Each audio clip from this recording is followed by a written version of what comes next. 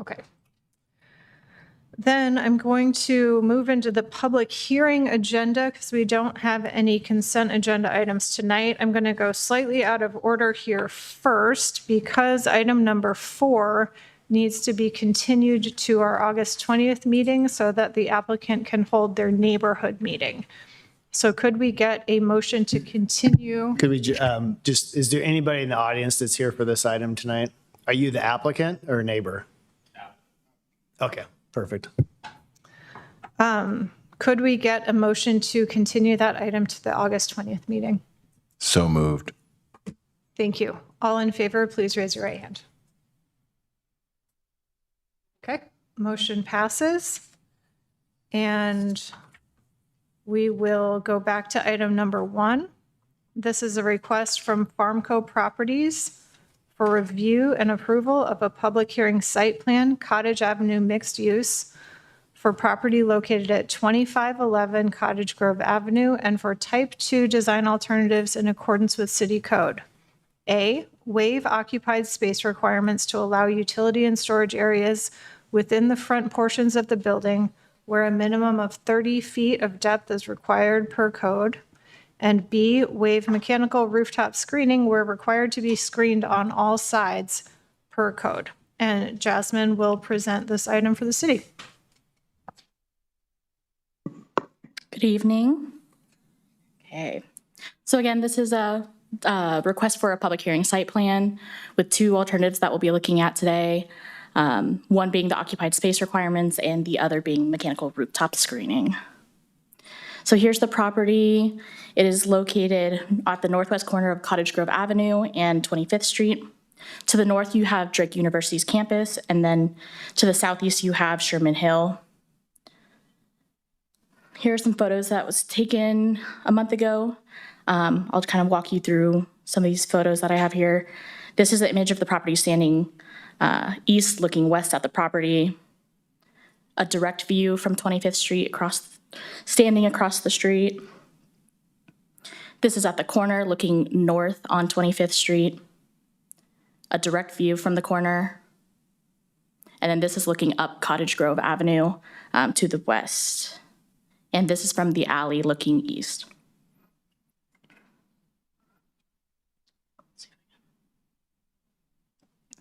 The request today is proposing a 2-story mixed-use building with 2 commercial spaces and 5 residential units, one of the units being ADA on the ground floor. As you see, this property is a little bit odd-shaped. You got the building pushed towards the corner along both frontages, with the narrow side, the parking lot pushed in the rear towards that alley access there.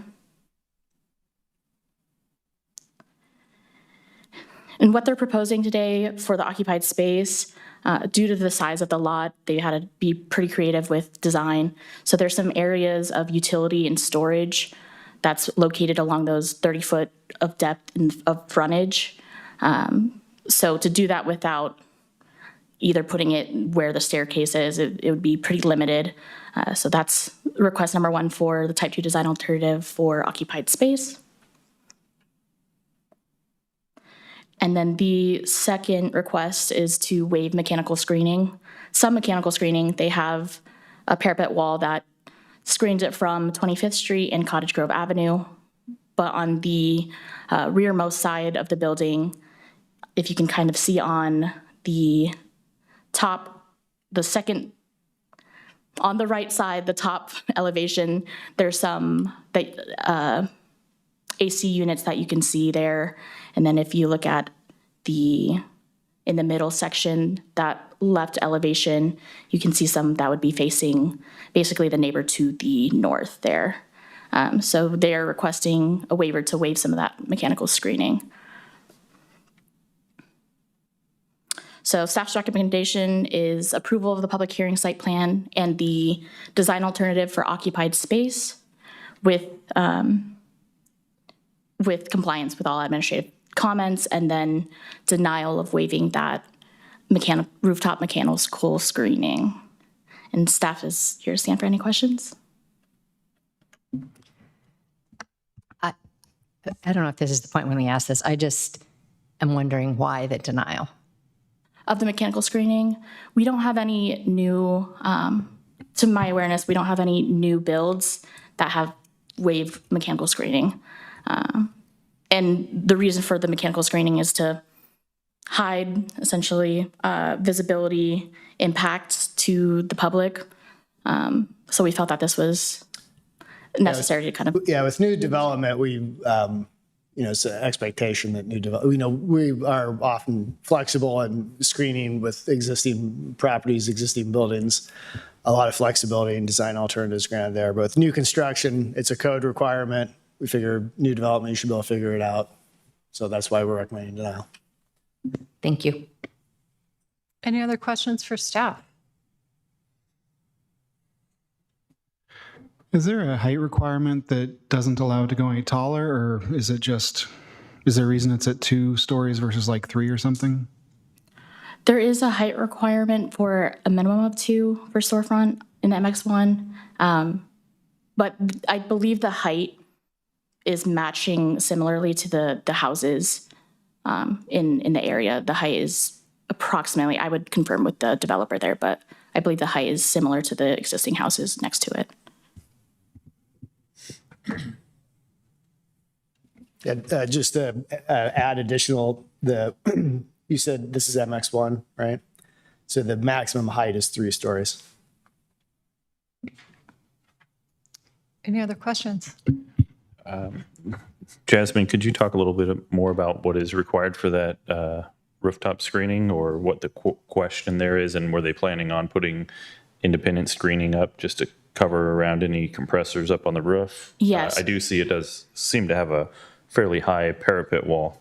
There are 2 different ways of screening, one being trying to include the mechanical units in some sort of way with the roof design.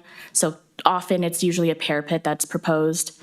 And again, I think it could be reduced to cover the mechanical units very high.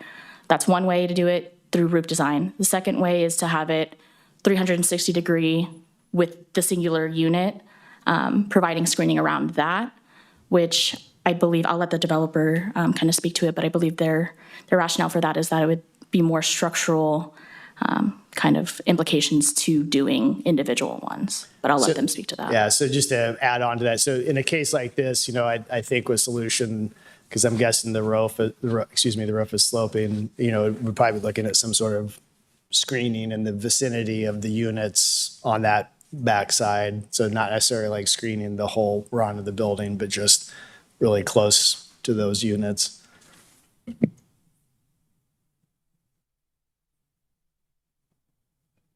Okay. Any other questions for the city?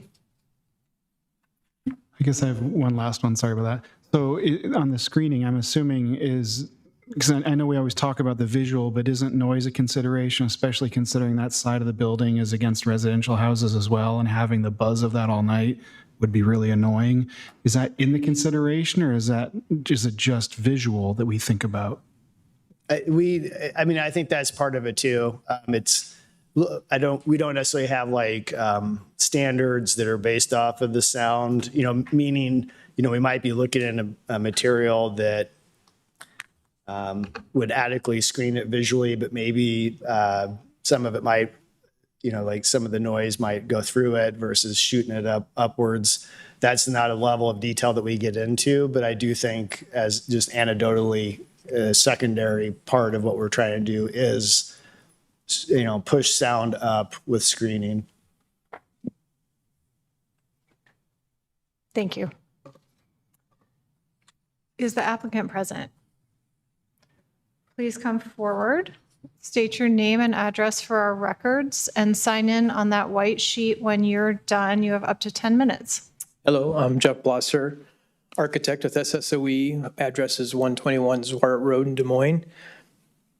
I'm Hunter Pfeiffer. I'm also an architect with SSOE, and my address is 412 Southwest 12th Street, Unit 105, Des Moines, Iowa. Maybe we'll start with the screening on the project. As with all projects, we're kind of running into some budget issues, and we're representing the owner on this project. So we're looking at ways to look at ways we can minimize costs, framing, and exterior materials. So Art, some of our logic was maybe to look at some of the screening on the backside of the building. Since the building is pushed closer to the street and there's a gap between the building and parking lot to the neighbors, there's an alley, then there's the neighbors. So we thought maybe being able to reduce the parapet will help us kind of get our costs back into alignment. And so it was like our suggestion to just reduce the parapet. Since it does back up to an alley, there is a parking lot behind it, there is the alley, then there's the houses behind on the other backside. So that was kind of our hope, is that we can maybe reduce costs, but still maintain the presence of the building at the street locations. Anything? How high is that parapet? On the front, it's 4 or 5 feet on the front, but then the back, we're proposing to go down to 0 would be our for the 2 on the back, we were hoping to go to 0. And the idea behind that is without the parapet on the back, we would be able to not have to have an internal roof drain, which was adding a lot of costs with fire stopping and other issues with going through the building, including water infiltration. And so our idea was to hopefully lower it to 0 and then drain it off the back and use a gutter system rather than having to try and go through the building as well, which also would help save some costs and make it a little bit more feasible for our developer. So you would keep the higher parapet on 2 sides? We would keep the higher parapet on both street facades and then also on that north facade facing the residential unit on the very front. And then really there's 2 parapets that would get lowered to 0, which is the west facade and then the northwest-ish facade closer on this edge. So, but then yes, the other 3-ish would stay. Yep.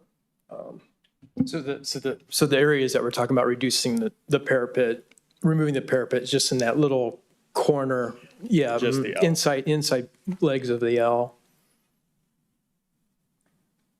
When you say inside legs, you mean like the entire side of both L's, though? You don't mean like a little opening based on the pictures, right? Correct. It'd be So the whole back side's wide open. Yeah, it'd be those whole two whole walls on that L, on the inside L. We would keep that up at yep. And then the logic behind that is the residential unit pretty much abuts the property at that end, but then our logic for the other 2 is, we have the alley in between, that we're pretty far away from that residential unit on the west. Is the mechanical equipment that you're screening obscene in nature? Is it just compressors, just residential compressors for a split system or mini split system up there? Or is it a large packaged unit? So on the eastern half-ish, on the main portion of the building is all normal compressors, like small residential ones, but we do have a makeup air unit for one of our tenant spaces is a residential or a restaurant tenant, but that would be closer to the southwest corner is kind of where it's placed right now in terms of location. Did you have a neighborhood association meeting or any comment from the neighbors or from the title holder of the property? We have not had any neighborhood meetings or any concerns at the moment. So the title holder, it says here, was notified, but you didn't receive any response from whoever that was? Yeah, so the title holders of everybody within 250 feet were notified. We didn't, Jasmine, did we get any calls or, yeah. They're not, because it's not this is a site plan and not a rezoning, they weren't required to have a neighborhood meeting. I do know that we had people at the last meeting, and I believe we may have some folks here tonight as well that want to speak on the item, but I don't know that we received like anything in writing, right? Okay. I got one more. So if you change it from being an internal drain that would have went to the sanitary sewer system, it wouldn't have daylighted, correct? But now if you're talking about changing it to a shed roof, sloped roof, and going to a gutter and downspout, would that water now be sheet draining onto that back parking lot, or would it still be going in, tying in underground to I don't even know what there is there for sanitary, but if you could explain, please. Yeah, I think the goal would still be to have it tie into the sanitary sewer the same as the internal drain. It would just be on the exterior portion, reducing possible leaks on the interior and fire caulking and UL assemblies for internal roof drain. Perfect. Just checking. Thank you. Any other questions for the applicant? I have a question. Would you be willing to share the cost savings from not screening those two sides? We don't like actually have a dollar figure of that. Right now, we're trying to get it in alignment with costs, so we haven't had it actually bid to show what the difference is going to be. An estimate? We don't have an estimate now. Okay. Can you use your mic? Go back to the renderings. So there are two exhaust hoods on the roof, right? From the restaurant? Is one an exhaust and one's an intake? One's an exhaust and one's a makeup air. Yep. Okay. And then there's a pretty sizable RTU that's also kind of visible in the lower right. Correct. Could you, my concern is as you drive down Cottage Grove, I believe it's Cottage Grove, you're coming at an angle at this building and all these things are going to be visible from that street. So I'm not a fan of eliminating the screening. And that's my major concern, is that you could put the parapet up, you could go to scuppers, attach the scuppers down to what you're talking about, a drain system. So I guess that's my 2 cents worth. Just so I'm clear, for clarification, Todd, the way I understood it, they were leaving the parapet along the two sides and just eliminating it from the backside. You're saying if you're coming at it from the west? If you go to the site plan, Yeah. coming down Cottage Grove and that whole. Yeah. So that's my concern, is it's pretty visible to the neighborhood and also anybody on Cottage Grove. I have a question on just the use of this building. Like, what's the use case? Who's the client? What is the actual economics of it? So one tenant is an ice cream shop and the other tenant is a restaurant. And then there's 4 units upstairs and there's one ADA unit on the lower floor.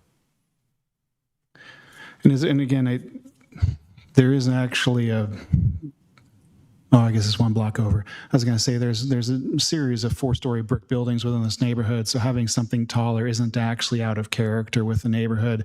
I'm an engineer, so I don't care how most things look, but I do have to say the noise piece to me would be problematic with especially restaurant level equipment on top, having that reverberate back, and I think everyone on that block behind you is renters anyway. I don't think you have any owner occupieds in there unless I'm wrong on that one. I don't know the greenhouse, but my question is, if you're having economic issues with this property and you have access to a whole nother floor, why not?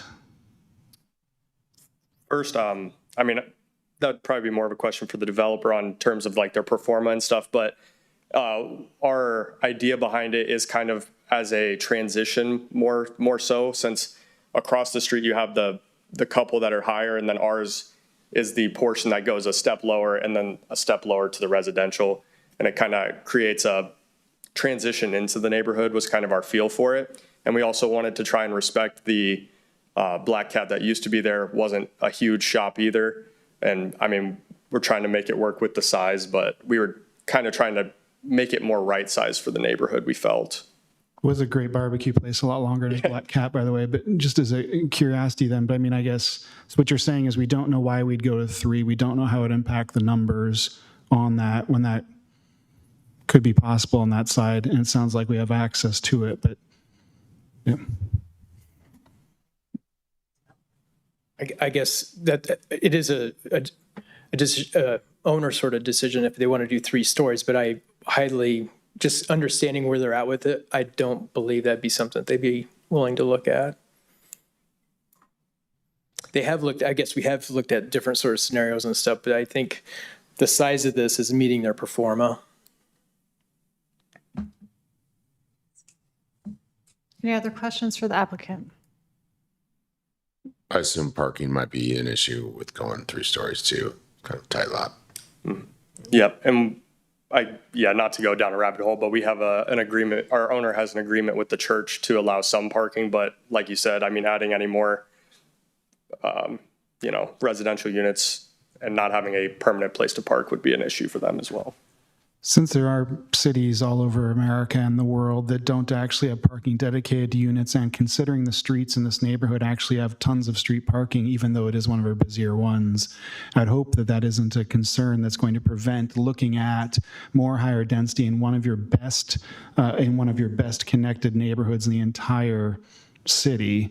Hopefully that isn't the argument that come back if we're saying we aren't going to go to higher density when we could and we're allowed, and if we have more units that are available, it could make the performa work. Just as a thought that might want to go somewhere if you wanted to change this approach, because I'm definitely against the parapet reduction. I don't think we should be adding noise to renters in order to cut cost. We could potentially get a higher return by putting on more units where there'd probably be support for waiving the parking issues.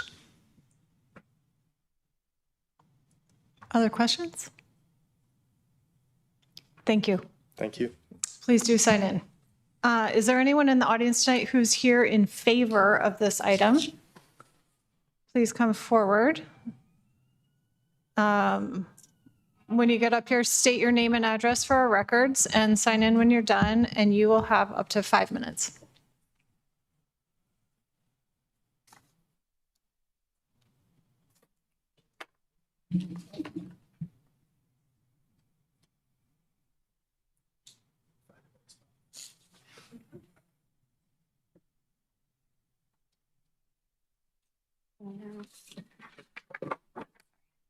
Hi, I'm Christina Porter. I live at 1060 25th Street, so I am the house directly across Cottage Grove. And I generally support their project. I don't love the design personally. I do appreciate that it's going to be 2 stories and not 3. Since I don't want to look at the people across the way, I'd still like to be able to see the other houses in the neighborhood and have it feel like a neighborhood house. But I am actually an attorney. I do real property, but on the title side, I looked at the zoning. I know there's not a lot here. I think I'm in favor of the janitor closet. I don't think that's a problem. I support that. I'm a little torn on the parapet issue. I think I don't have any concept for how much noise it will add. I don't think it'll be super visible based on looking at it every day. And if it's going to be some significant cost savings, I would say go for it. But in general, I'm in support, and I did a lot of reading about it today. So thank you. Thank you. My name's Allison Stewart. I live next door to Christina, going south at 1050 25th Street. And I'm super excited to have some businesses because I think the Black Cat spot was like one of our last business spots in the neighborhood, which kind of makes Drake fun and more exciting. So, and when the ice cream place went under, it like the energy in the neighborhood just like went way down. So anyways, excited for businesses. I've lived there since, God, what was that barbecue place called? I'm totally blanking. Yeah, Woody's. And so that was prior to there being a parking lot across the street. That used to be just a field. And Woody's, people would park in front of me and all around the triangle, and it was not an issue. But I do really appreciate the 2-story thing. I really do, because I think they're totally right. When you cross the street, it is kind of like, now it's residential and things are this tall. So I think that would block a lot of sunlight actually as well onto your property for sure. But so I appreciate that, and I think the parking thing is surprisingly like we really enjoy the free street parking in the neighborhood, like when we have guests, whatever. And then it's not been an issue with businesses. I think if it was an issue with anything, it would be with that church, but that's only on Sunday. So, all right, that's all I got. Thanks for sharing. Thank you. Would anyone else like to speak in favor of this item? Anyone neutral?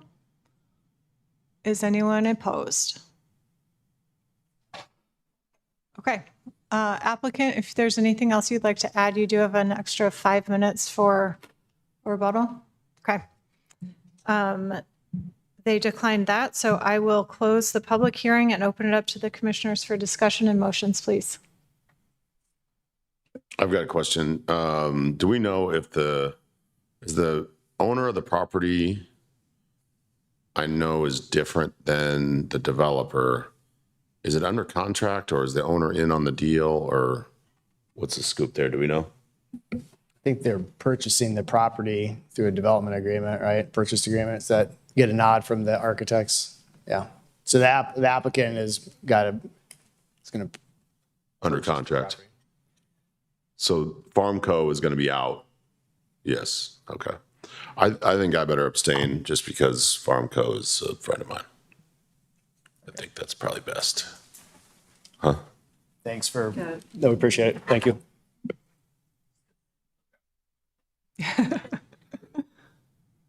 Other comments?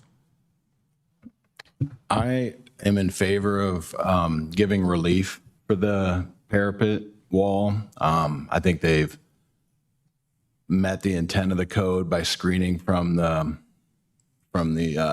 two streets that they're adjacent to. I don't think that the mechanical equipment on the roof is quite as damaging to the public good as the zoning ordinance seems to believe. I think there's mechanical equipment on almost every commercial roof, and we're used to seeing it, and we have to have it if we want air conditioning and heat.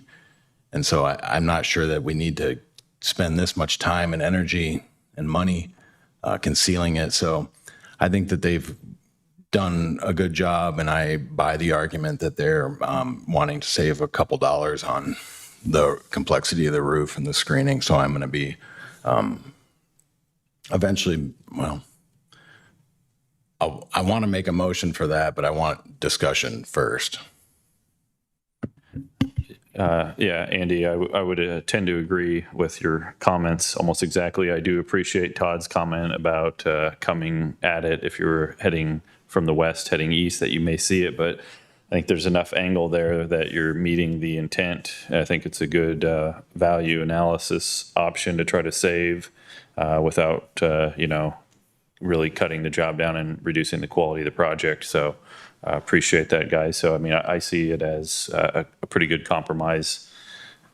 Also like to hear from my fellow commissioners if they have any comments. Yeah, I'll chime in because I am actually taking the sound, the potential sound issues quite seriously.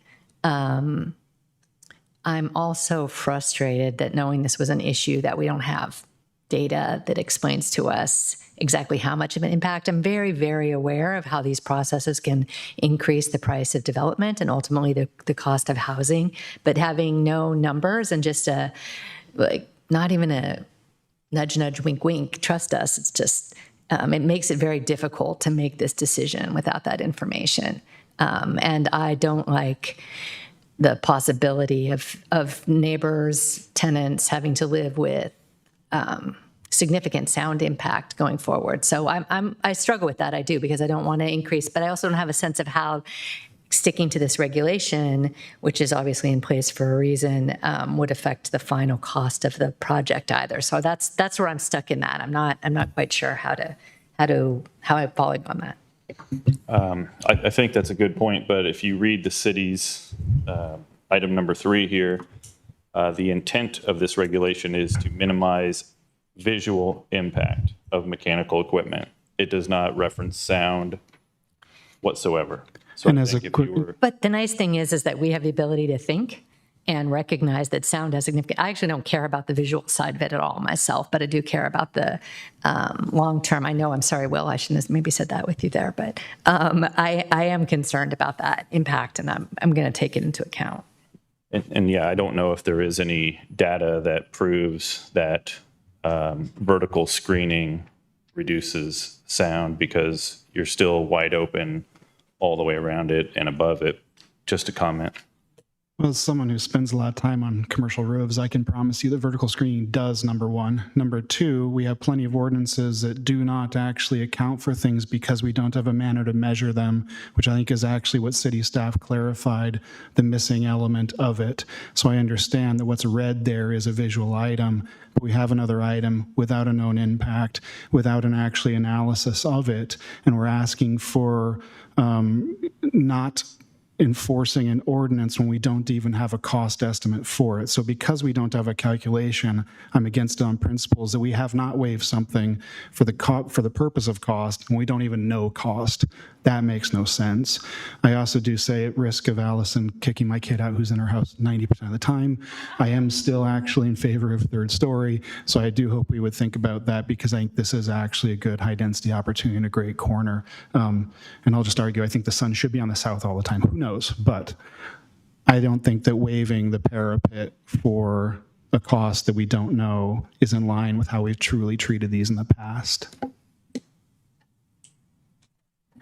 My comment is, I think this is a rather difficult site to plan and to erect a business on, and I think that the architects have done a pretty good job in meeting the challenge. Any other comments before motions? Otherwise, we could entertain a motion. I'd like to make my motion to approve both A and B. Can we just make that subject to compliance with all just standard administrative review comments on the site plan? I mean, A and B is, you would be granting that, but just your motion also is really approving the site plan. Yes. Discussion on that motion? So I just want to clarify, it would be not denying. Is that what's being? Yeah, he's made a motion to approve the type 2s, both A and B, subject to compliance with standard administrative review comments. Okay, that's what I wanted to make sure. Thank you. Okay, all in favor of the motion, please raise your right hand.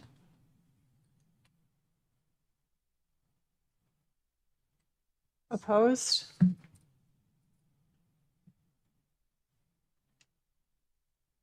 What was our count?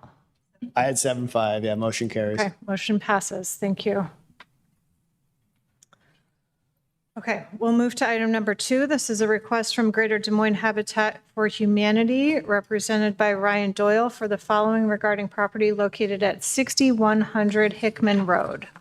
Determination as to whether the requested rezone is in conformance with Plan DSM, amend Plan DSM to revise the future land use classification of the property from low-density residential to medium-density residential, and rezone the property from N3B Neighborhood District to RX1 Mixed Use District to allow the construction of row home buildings containing approximately 22 dwelling units. And Sriyoshi will present for the city. Excuse me, I actually need to recuse myself. Thank you. Thank you. Thank you, Madam Chair, Sriyoshi Chakraborty, planning staff. Item number 2 is a rezoning request for property at 6100 Hickman Road. There is a request to amend the land use plan from low-density residential to medium-density residential and rezone the property from N3B to RX1 mixed-use district. This is the subject property. It is on the south side of Hickman Road. It's just immediately west of the neighborhood node that's centered around Merle Hay and Hickman Road. The area around this is fairly diverse in terms of having a mix of uses along Hickman Road. So there's some commercial as well as P2 and residential uses. To the south of Hickman Road, it's primarily residential. However, there's some diversity in terms of duplexes and fourplexes, as well as multiple households in the vicinity of the subject property. I have some pictures here to just give you an idea what the site looks like. The site is about approximately 1.6 acres in area. It's currently vacant. And this is looking north towards Hickman Road right here. There's currently construction going on Hickman Road to reconstruct the water mains between 70th and Merle Road. So you can see some construction work going on. And again, another view of the subject property. This is looking south into the neighborhood, so you can get a sense of the housing in that area. I have some older pictures. As you saw, those pictures that I showed you aren't too good because of the construction activity there. But this gives you a better idea. This is looking east on Hickman towards the subject property. And then this is looking west. And then this is looking north on 61st Street. So this is the proposal that was submitted to us for the rezoning. The applicant wants to do a 22-unit row home project on this property. And so they submitted a conceptual site concept as we required during the rezoning stage. The design details are still in the works. They're not finalized, but there are currently a total of 22 row homes proposed in some different configurations.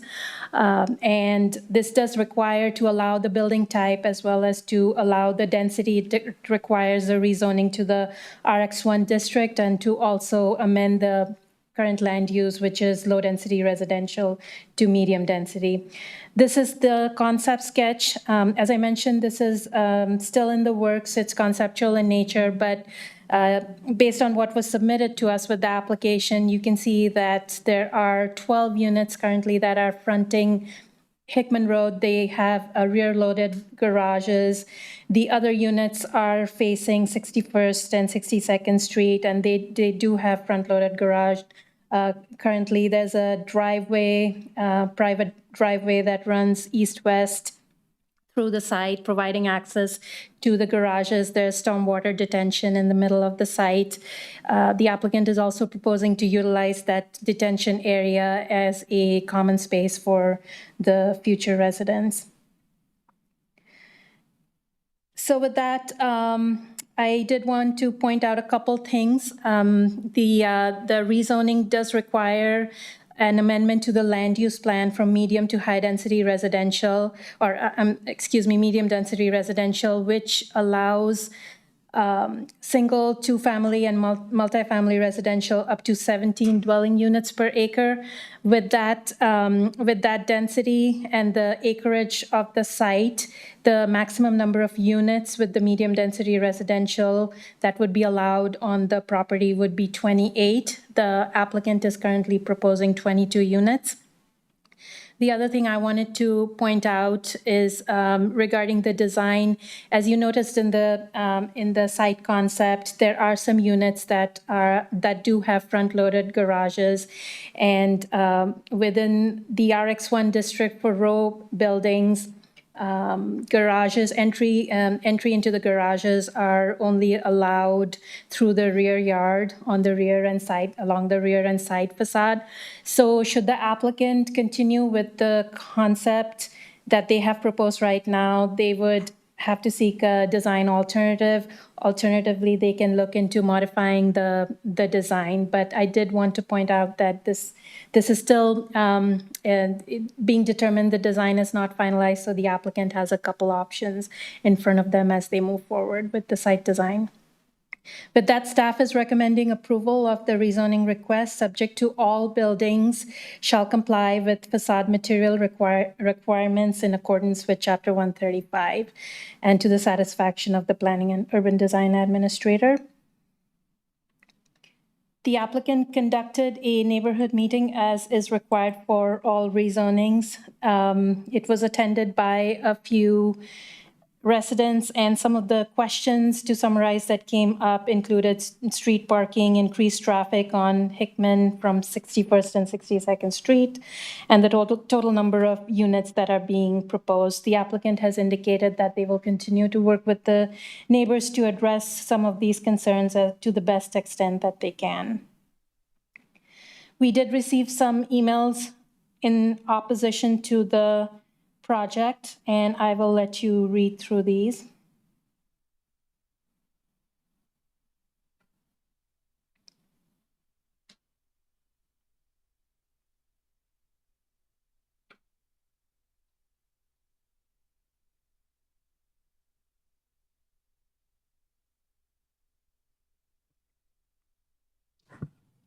Tsuyoshi, were those three from the same person? Those four are all from the same guy. Yes, that's correct. And this is also from the same individual, kind of summarizing the concerns.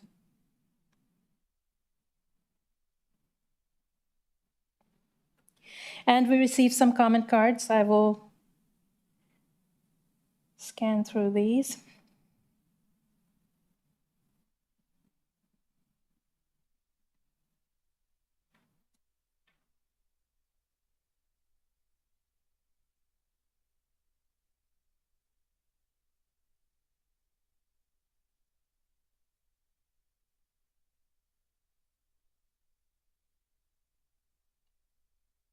And this is the consent map showing the percentage opposed and in favor of the rezoning request. I'll be happy to take any questions.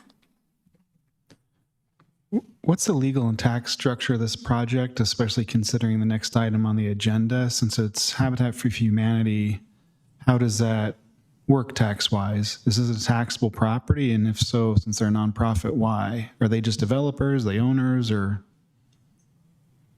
Yeah, I think that's a better question for the applicant team. I did want to point out, I forgot to mention that the housing, the proposed housing is is medium density housing proposed for workforce housing, essentially, low medium income. Other questions for Tsuyoshi? Can you go back to the staff recommendation, because I think our packet only included the urban renewal stuff. Thank you.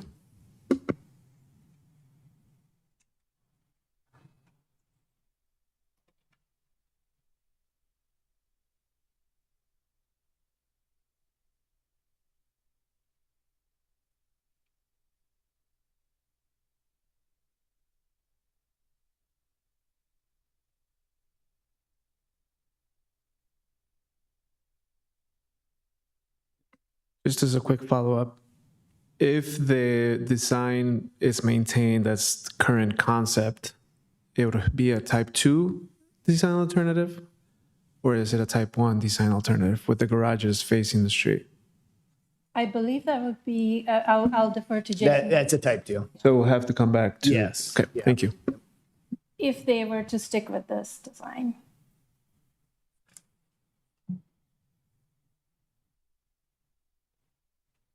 Okay, thank you. Is the applicant present? Please come on forward, state your name and address for our records, and sign in when you're done, and you have up to 10 minutes.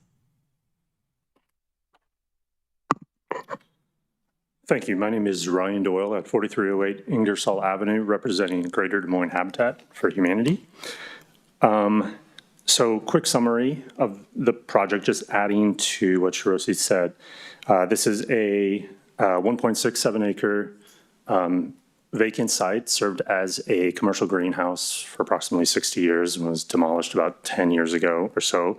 Habitat for Humanity owned it for 2 years.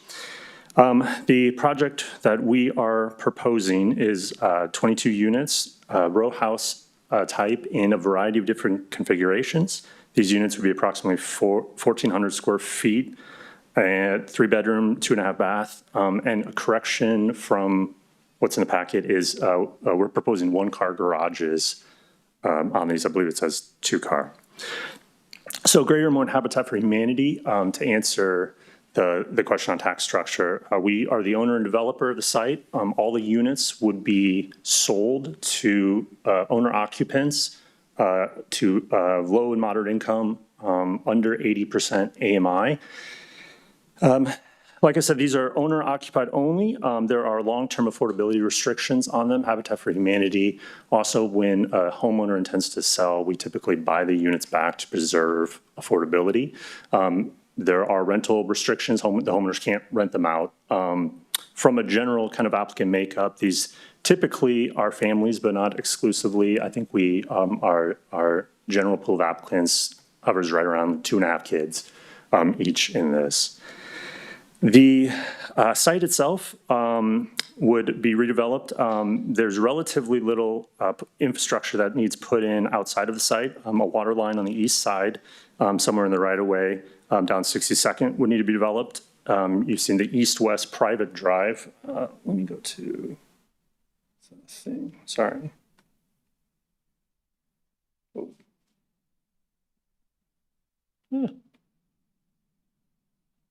There we go.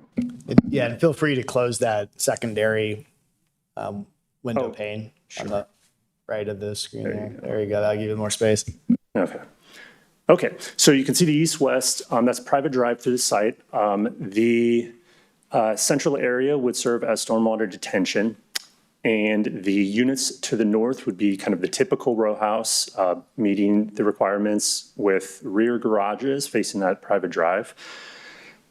We are preliminary here. We don't have a project architect, but I'm trying to give you kind of an idea of the general intent that we're going with the configuration and the thought process behind it. As we spoke with the neighborhood association multiple times, as well as the neighborhood groups, one of the major concerns on this was parking, traffic, and the density involved in it. So on the east-west units, what we're proposing is our intent will be drives on the front of the homes. That's done for a couple of reasons.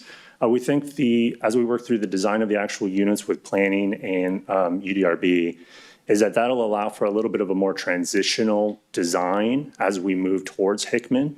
It's typically one-story residential to the south. There are duplexes directly to the west of it as well with front drives.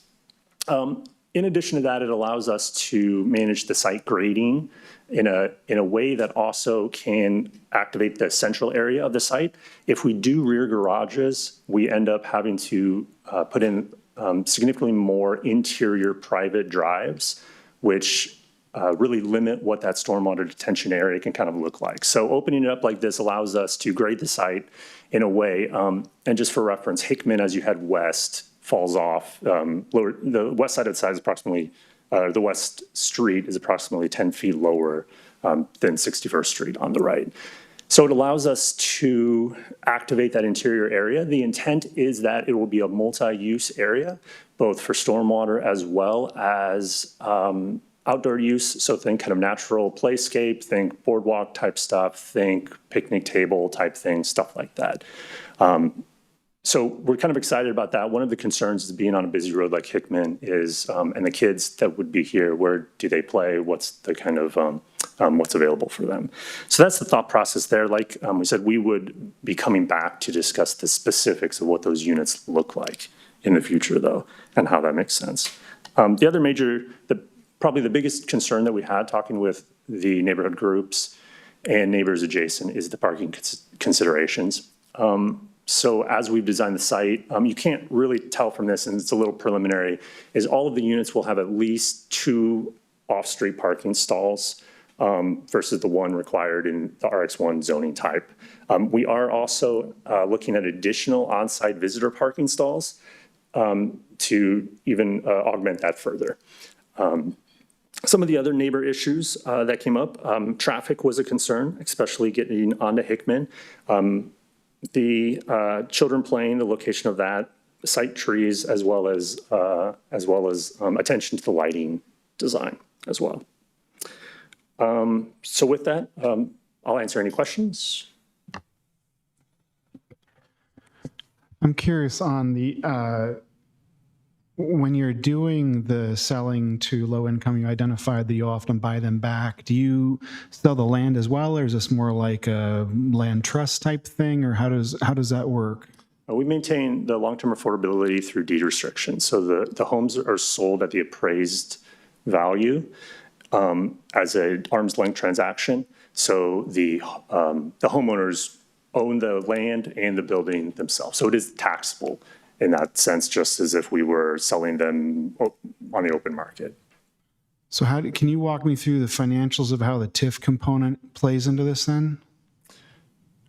Sure. So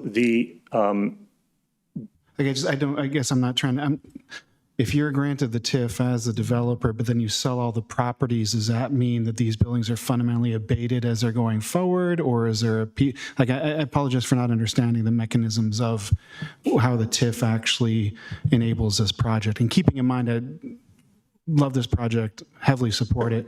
I just want to understand, and especially considering how TIF should be used, this is the right use for it. I just don't get the mechanism. They are taxable properties, just as any other property. Here in Des Moines, there's no exemptions or anything like that. So it just functions as a regular parcel. So the TIF dollars is cash that goes to Habitat for Humanity to cover that gap, or how does that work? Sorry. Correct. Our TIF agreements are typically Side of the street, you know what I'm talking about.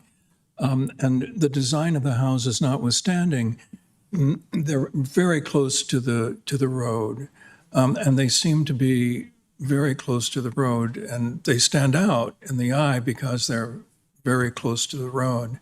How does this setback blend more into the rest of the context? Sure. There's two conditions to kind of look at here. One is the row houses facing Hickman.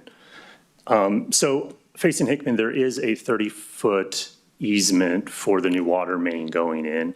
So the units would be held back past that. So at least 30 feet on that north side. The units on the west and east, as we're wanting to do front drives on them, we would need to ensure that the off-street additional parking spot, the house is set back far enough that they'd clear the sidewalk as well as a parking stall. So that would be what's going to restrict how close, in practical considerations, not the zoning requirements. So none of them will be hugging the street for kind of two different reasons. I have a question. Yeah. Well, first of all, I was wrong about the packet, so apologies to staff. It was included in there. I just skipped over. You mentioned that there's the potential to add additional parking for visitors. Does that also mean potentially that you would redesign the units that are not currently compliant with the driveways and garages facing the street, or is that pretty much set in stone? So that would be in addition to those units. So what we're looking at is on the east side of the site, just to the south of the private drive going through there, there's some green space that could be used as, it looks like maybe 3 parking stalls there. So the intent would not be to redesign the east-west ones. We do think that configuration fits better in the neighborhood and also provides the site with the other benefits of being able to activate the central area as opposed to having a much more kind of tight condition and a deep stormwater basin. And maybe just circling back and clarification on how our affordability model works in the relation to the TIF. So we sell the homes to buyers at the appraised value. Habitat for Humanity works with a buyer who enters our program, and depending on the buyer's income, we originate a mortgage that results in a monthly payment that is not more than 30% of their gross income. So every buyer has a different, mortgage balance when they start. That introduces a subsidy on each one. It varies between them, but the TIF that we're asking for is the value of that subsidy there. So does that mean you're the mortgage holder? We originate the mortgages. That's correct. And we do have partners that local banks that will buy the mortgages as well. Okay, so you originate the mortgage. And then you, I guess I'm sorry for not being a banker. So then you sell it off to someone else. So someone else actually manages the mortgage, but the origination fees are yours. You set them. So the TIF actually, you don't charge the low-income person, you bank that against the TIF. It's that not, right? It's not the origination fees. The first mortgage is actually substantially less than the sale price of the home, the appraised value. So a home, if these are $280,000 appraised value, the sale price is $280,000. The first mortgage that Habitat originates could be $200,000 for it. And the TIF is what covers that gap between 280 and 200. Gotcha. Okay. So it's a $280,000 appraised value based off of external An independent third-party appraisers. appraiser. You sell it for 200. The TIF pays you 80, and it also pays for the origination fees, that mortgage, and you're the one that issues that mortgage to start before it's shipped off to someone else? And maybe a clarification, the sale is at $280,000, but we originate the mortgage at $200,000. So Habitat essentially doesn't recoup. We're short $80,000 on a specific unit. That's what the TIF comes in. And then the $200,000 mortgage that we originated, we then sell to a third party for $200,000, just for cash flow purposes. So there's no money made there in that transaction. Origination isn't really a factor or fees involved in this. Okay. So it's really just the fact that you're basically paying part of their house off with TIF money. That's correct. That goes off, and now they just have a mortgage going on, but you through deed have a right to buy it back if they're selling it. As part of our deed restriction, we have a first right of refusal, where if they get a bona fide third-party offer on the home, we have the right to match it and purchase the house back from them, which we typically try to do just to increase the pool of affordable homes in the community. When that happens and you buy a home that you developed back and you resell it as an affordable property, is there another subsidy that comes, or is it just? There's another subsidy that comes. Yep. Any other questions? But just to clarify, so the house gets sold, there's a subsidy on the sale and the gap. If for some reason the market goes down and people have to sell their homes again, then you resell them again, there's a whole nother subsidy on that same gap, on that second sale and third sale and everything going forward? When we purchased the house back, we treat it exactly the same as if it was an additional new construction home when we sell it. So we purchase it back from them we purchase it back, and then it just enters our program as if we were buying it, if this was a rehab property that we were purchasing. We put it back in our program, we rehab it up to the Habitat standards and match it with a homeowner who comes through our program and sell it the same way. But there's a subsidy then on that transaction as well. So we would have to get additional sources to cover that subsidy. So that's where other funding sources come in, private donors, other city, state, federal mechanisms as well. I want to make sure I'm understanding that last part. So what you're saying is the amount of TIF that's being discussed in the next section covers only the first sale, but the second sale, if it's sold back, is no longer coming from city TIF money. You're saying someone else would have to donate to cover the subsidies if there's a second sale?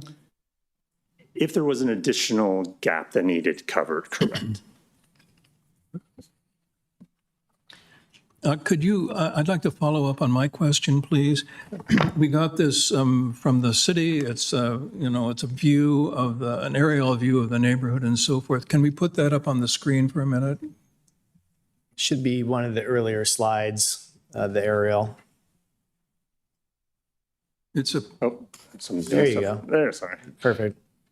There we go.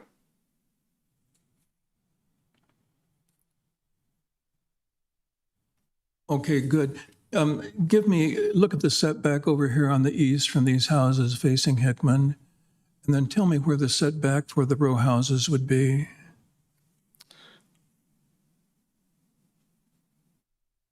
So I don't have that exact measurement in front of me. All I can tell you is there's a 30-foot, there'll be at least a 30-foot setback because of the easement. I just did a quick measurement with like GIS on, the web-based version of it. And it's not 100% accurate because aerials and, you know, there's always an angle depending on where the plane is, but that house right there, it says 60, 18, is about 40 feet setback from this property line. But that's, again, that could be off a few feet. So I think it's probably pretty comparable. So it was a 618, 6018, is that the one that you were measuring? Yeah, it's measuring about 40 feet back. Yeah. That answers my question, because I was really concerned about these others. I was concerned about them. Thank you. Yeah, I'm familiar with that, and that setback is, I don't know, 10 feet maybe. Okay, any other questions for the applicant? Thank you. Is there anyone in the audience today who's here to speak in favor, in support of this item? Please come forward.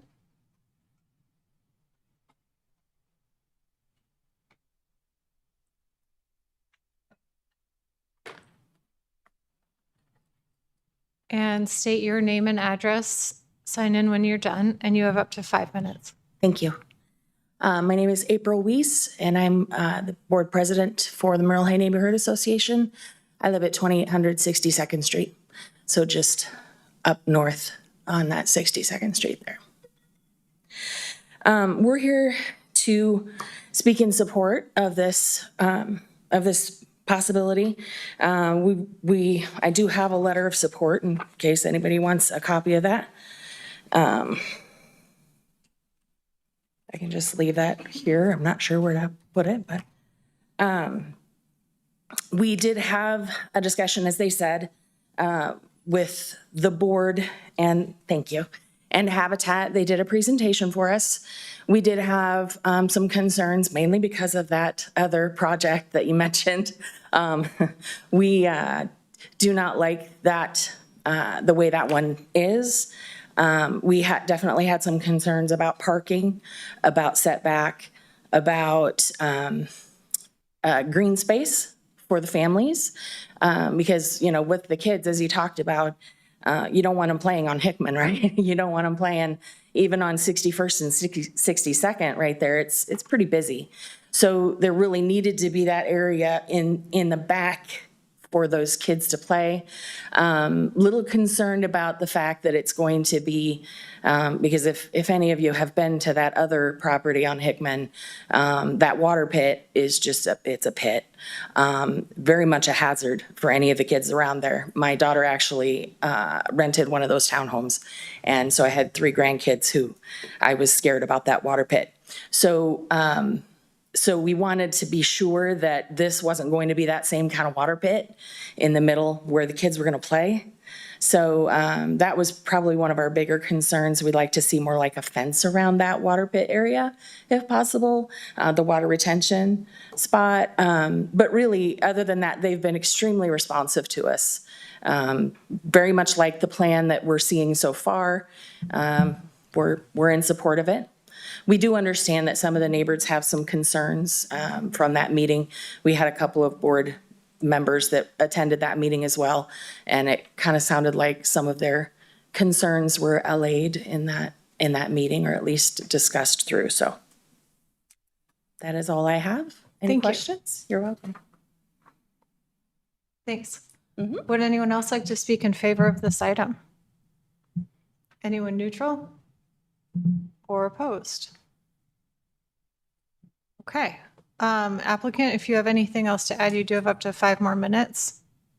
Okay, they declined, so I will close the public hearing and open it up to the commission for discussion of motions. What do we think?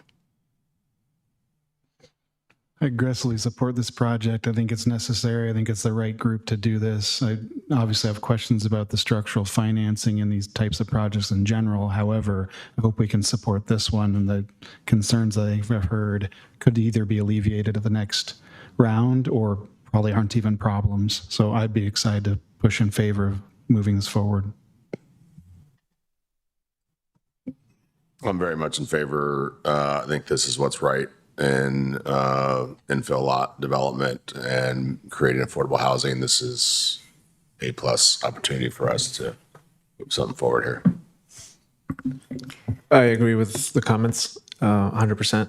A question for staff is whether there could be a friendly amendment to your recommendation regarding flexibility with the driveways, since it doesn't sound like the neighbors are opposed to that, in order to avoid another, if that's the only type 2 design alternative, in order to avoid another The procedural problem is we didn't meeting. notice for, a type 2 design alternative. We need to do notice of that. So we can't act on that tonight. I appreciate, you know me, Okay. I like to. I was just checking. Yeah, I That's like to fine. get stuff done and be quick and efficient, but unfortunately we can't.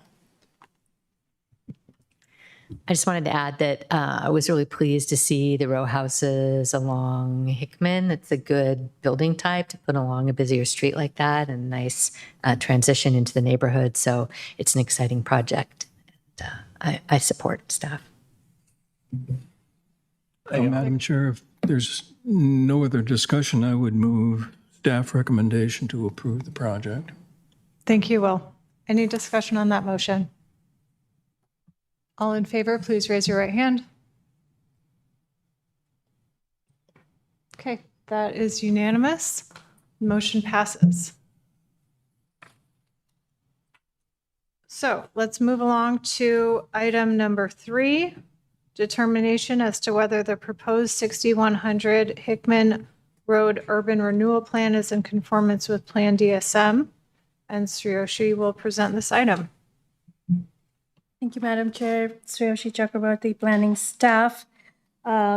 This is the other piece of the project that we just discussed. This is the approval of the 6100 Hickman Road Urban Renewal Plan, and to determine if it is in conformance with Plan DSM, creating our tomorrow plan. So this is the urban renewal plan boundary, which is the same as the rezoning and land use plan amendment that we just reviewed.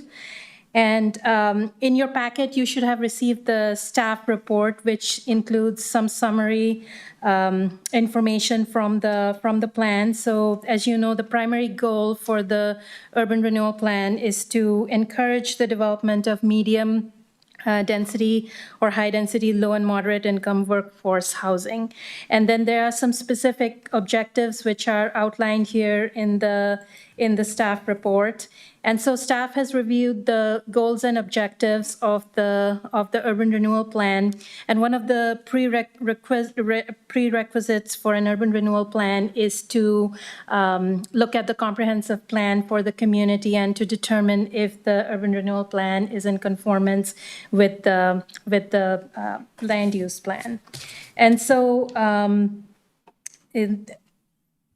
in looking at the goals and objectives, staff does believe that the plan conforms to several of Plan DSM goals, and those are outlined here under the categories of land use, housing, economic development, community character, and neighborhoods. Therefore, staff is in support of the Hickman Road Urban Renewal Plan and recommends to the Commission that the proposed urban renewal plan be found in conformance with Plan DSM, so long as the designation for the land within the urban renewal area is amended from low-density residential to medium-density residential, which was the previous item that was just discussed. So with that, I'm going to hand it over to my colleague, Katie Hernandez. She is going to give you some more details of the urban renewal plan itself, and will be taking any questions that you might have.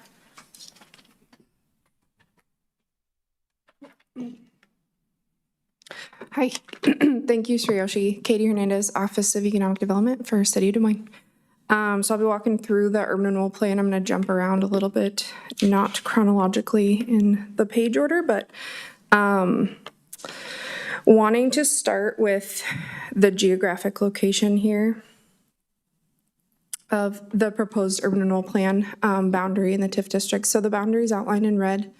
It does incorporate adjacent right-of-way just as a proactive measure. We do that just in the case that the actuals potentially outpace the assumptions, and there could be the opportunity for an additional funding source for infrastructure here. That's certainly not the outset, the proposal on the table here, and that would be any additional projects would be subject to additional city council approval of those projects within the plan, but it's again more of a proactive measure to grab the right-of-way adjacent to the subject property. The TIF district is the hash mark. That's the specific development parcel. The purpose of the plan, as Ryoshi mentioned, is to support the project proposed at 6100 Hickman, as the name suggests. So the full boundary is 2.95 acres in total size. Again, incorporating that right-of-way as well as the private parcel. The Section 2, Ryoshi covered it in her introduction, but outlining the conformance with the goals in Plan DSM related to land use, housing, economic development, and community character in neighborhoods. So showing those how this project aligns with the goals outlined in Plan DSM. Conformance with Plan DSM land use plan. This part of the process for introducing a new urban renewal plan is a requirement from the Code of Iowa, Code 403. So the finding conformance with the comprehensive plan, which is the action here on the table today. I will jump to, again, the maps. I'm sorry for the scrolling. So just a quick administrative note. I think the packet document, because of the previous action with the rezoning and the comp plan amendment, the map will reflect the final decision by this commission and city council. So at the time, this is slated to go in front of city council at the August 24th meeting. So by the time it's recorded, it will reflect whatever the decision here for the comp plan amendment, land use designation amendment, and rezoning. So kind of evolving as the zoning and comp plan land use designation decisions take place as well. Appendix C details the real purpose of this plan. So as Ryan mentioned, this is a proposal of a 22 unit residential project. Ryan did most of the detail on the project itself. The financial components are outlined here. So a TIF proposal of an 11-year schedule not to exceed $674,000 on a net present value at a 4.5% discount rate. So this is addressing the it's in response to the gap between the appraisal and the mortgage origination amount, which again is subsidized to meet those affordability goals that Habitat for Humanity has as part of its mission.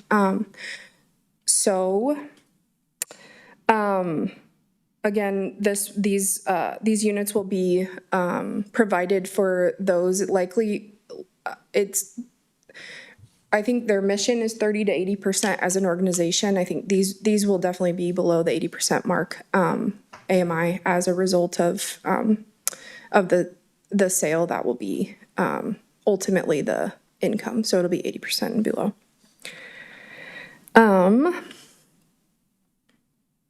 Financial condition report. This is more detail on the TIF, the proposed TIF and the functionality of the TIF. The graph is probably the most meaningful part of this. This shows the projected assumptions for the TIF valuation used, revenue used and collected by the city, and the percentage used over the course of the proposed TIF schedule. It also includes information like our general obligation debt and constitutional debt limit, just as a point of reference. That I kind of jumped around, but trying to focus on really the purpose of this plan, how it relates to the comp plan, and as far as scheduling goes, this project was heard before council in the June 8th meeting for preliminary terms. It is slated. I don't think we have a financial or a final terms date yet. That's still working through the process, but it did go through council on June 8th and did receive approval for preliminary terms. I think that's all I have for information covered. Happy to take questions, comments. Chris? Sorry, yes, got a few. So as everyone knows, has been my bed bug for a long time. Obviously, since 52, we've had TIF, and since 93, it's started to be restricted only to these types of properties, and then 2014 into utilities. So I really, really appreciate the use of TIF in this type of a thing. I think it's probably the only project I've seen on here that's truly in line with what California has proven is the right way to do this, which is awesome. My question, though, I guess I'm curious on the total asset valuation after adjusted projections that you have. Has recent state legislature changes forced a risk as to whether or not that value is correct, or has that changed, or is that the right number, and how did you get it? Do you mean like the foundation levy or the max usage at 60%? What's the taxable value that you're basing your projections off of, that all of our estimations are coming from? How do we get those numbers? Sorry. We run a projection showing assumptions over the total schedule. We always do a 20-year term for future projections to understand what the TIF the TIF projections are at the end of that 20-year term.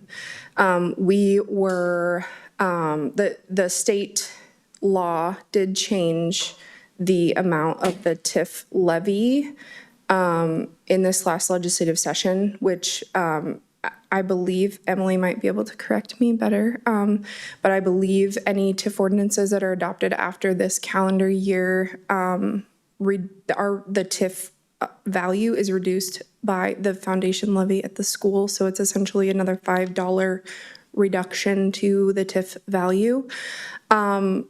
It really depends on when we certify the ordinance. So we did a pretty conservative run here, but the TIF will be capped at $674,000 in response to the financial assumptions that the development team proposed or presented. Did that answer your question? I think so. So what you're saying is right now you believe there's certainty that the chart below and the increase in value of this property is in line with what the current legislative restrictions we believe are coming in place are going to be? Mm-hmm. Because every time we have this little chart, I'm just curious, the one below, like how accurate is that? Like, for example, for like the last 5 TIF projects, has this chart proved out correct? So everything in gray is assumptions because it's future looking. So looking back at the last 5 we've done in this city, have they proved out? I don't have that information on hand. I can tell you most of our TIF packages are proportional. So it's a percentage of whatever is generated by the TIF. So usually these are kind of numerator denominator equal. It's a proportional chart, but I don't have the data in front of me. For retroactive, I can tell you we have done some spot checking, and some of the assumptions have outpaced the actuals, have outpaced the assumptions as far as the assessments go. But we don't have that information on hand today. We can probably get that. So how do you judge like return on investment? Because this is obviously an investment. And again, with the you know, we've just been all called to figure out if we want to spray for mosquitoes or not. So given that context, how do we know if these are smart investments in general? This one, I think I'm happy with. In general, TIF in general, how do we know we're happy with it? How do we know if it's returned? So TIF as a mechanism is based on generated taxes. So it really involves a project taking place. So return on investment is, I mean, there's a protected debt service levy that is protected out of the TIF formula. That's an automatic return on investment because it doesn't go back to the developer or the infrastructure project outlined in the plan as a matter of just how the TIF functions according to state law. The chart showing the lines at the bottom really outlines the return on investment as we consider TIF from a long-term standpoint. And if I could, isn't it also safe? I mean, I think you alluded to this, but the payments that go, the rebate payments, they only occur if the value is generated. Correct. If there's no increase in value, there are no payments. That's the basis of TIF. I guess my last one, thinking about the long term again, right? When you're looking at long term, and right here, it looks like we're sizing this to give on average a $30,000 subsidy to the first purchase of that home. And given the fact that these TIF documents, you know, are contracts that we have some leeway on restrictions on when we get there, right? Is that financial model that's being proposed by Habitat the best model for Des Moines' long-term interests versus the immediate ones? Or how do you view those types of structures for ensuring we maintain access for these properties to be meaningful, affordable, and when they're required for extra investment in years forward? Is there not something like a land trust or something else that may also be worth consideration or restricting within either this urban renewal plan or within your TIF contract? Not within the TIF contract or the scope of urban renewal. We have community land trusts. We have relationships with organizations that focus on affordable housing. But that is beyond the scope of this urban renewal plan. By nature of Habitat for Humanity's like model for home ownership, I mean, it will maintain its affordability because of the deed restriction. That's just by nature of how Habitat for Humanity transacts the property. We say it's beyond the scope. It's beyond the scope of what's written, or it's beyond the scope of what you're able to write? It's beyond the scope of this urban renewal plan proposal. But it could be something that could be in a future one in the same way that we used to have other types of requirements in these that say, hey. Are you just asking, could a land trust structure be used? Is that the question? I'm just curious. I mean, I'm right here, you know, we're proposing this urban renewal plan. These urban renewal plans often look pretty cookie cutter. They always look the same. We always ask, could we do something smarter, different, more long-term, thoughtful? Can we have more data on what's actually happening? What's the return? How effective is this stuff? We never have those answers. So I'm just asking, what's the scope of what we can do? And I've heard that the scope of this is not that. I'm just curious in general, we could go beyond what we have here. Just curious if we thought about it or why. And love this project, think it's awesome. We need to be putting TIF towards affordable housing. I'm just curious in a long-term return for the city, is this the right subsidy vehicle for this use of this dollars? And do we have control to actually drive an applicant towards a more appropriate model if we are the ones giving it out? I mean, I think if we didn't think it was a good project or the right tool, we wouldn't have We done wouldn't it. bring it forward. Yeah. So I guess I'm not sure that, I mean, I understand you have some strong opinions and I respect that. I don't know that, I'm not sure you're asking a very specific question. I feel like what you want is a broader discussion about TIF in general. Ooh, that'd be good. But I don't think. We never have Happy to that. have that conversation offline. Yeah, that's not what's before you tonight. Well, we're required to have most of these conversations in public as per letter from the city. So I just want to make sure we're clear. We're putting out our opinions in public since we are in this forum and we're restricted from having those off-record conversations apparently. So I want to make sure that here. Yeah, I don't think it's up. I'm trying to clarify that I don't know that you're asking a question that we can really answer tonight because you're wanting to have a longer philosophical discussion. That's And not I'll, what's in front of the. I'll do a short one. Could we, if we believed a land trust was a more appropriate investment for an urban renewal plan to be effective for the city's interest in long term, could we require that in an urban renewal plan?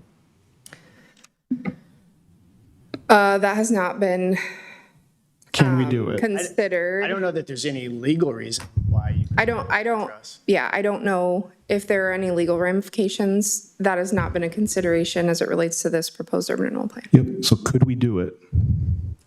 Yeah. So we could do something different than what we got in front of us. And not to eat up a lot more time, but I mean, in a way, what they're doing it operates like a land trust. They have the right to buy it back. That's the whole point. They ensure long-term affordability, which is what a land trust does.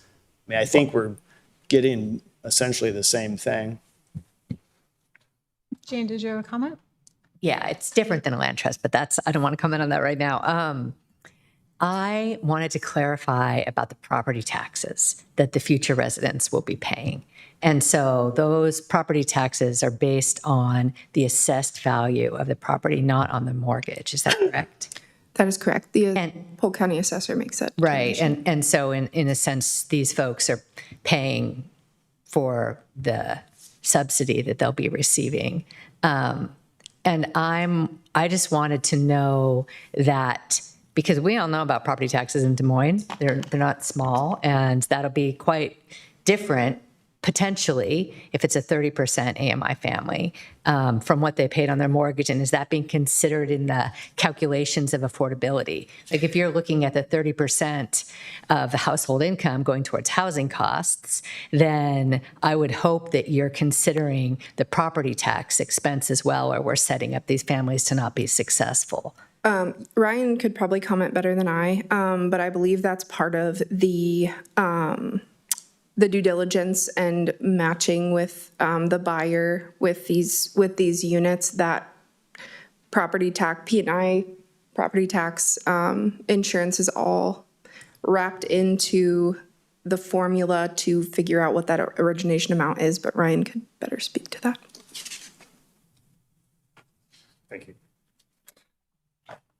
Yeah, to directly answer your question, the 30% of the buyer's gross household income is calculated on the principal, interest, taxes, insurance, and any fixed fees associated with ownership of the property, like HOA fees specifically with this. And regarding the sizing and the selection of, the matching of families with homes, there are many more criteria beyond just the 30 to 80% AMI. What you're talking about really is something we care a lot about, of ensuring that the homeowner would be successful in this specific product, not just that they fit the broad program constraints. So it's a very individual approach to success. Okay, I just wanted to make sure that the property tax and that folks were clear that that the residents will be paying property tax based on the assessed value, not based on the value of their mortgage. So in some cases, I mean, it's possible that their property tax payment would be higher than their mortgage payment in a month. The math could technically work that right. way. In practice, it doesn't for a variety of other reasons, but yes, you're correct. Okay, perfect. Thank you. And so then I just had a larger question, and maybe this is not the place for it, but I'm curious about the setting of the TIF district, why it isn't larger. TIF districts are, they follow parcel boundaries. We send the TIF district visual boundary and legal description to the county auditor's office, who reviews it. And they administer the TIF, just on the back, like they administer all of the TIF administration duties on the back end before we do any TIF administration. So it has to follow a parcel boundary according to the auditor's office, and it deals with the collection. Right of way is government property, so it won't generate any TIF. Okay. Because what we don't have then is a larger set of, we just don't have collective support then for this project, is the folks who are living in it, and it's their property taxes that'll be paying for the subsidy, right? Correct. Thank you. Any other questions or discussion? Or motions?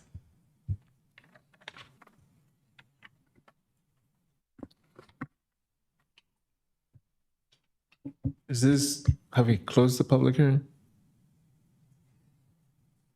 Is this the time for the commission to No, deliver? we have not. Okay. Yeah. Thank you, though. Is there anyone in the audience who would like to speak in favor of this item? Anyone neutral? Anyone opposed? Okay. Applicant, do you need any more time?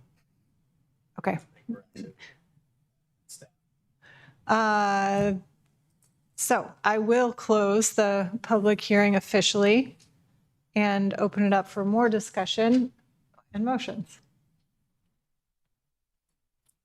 I want to say a couple of things before maybe I'll make a motion, but I am actually glad to see this project.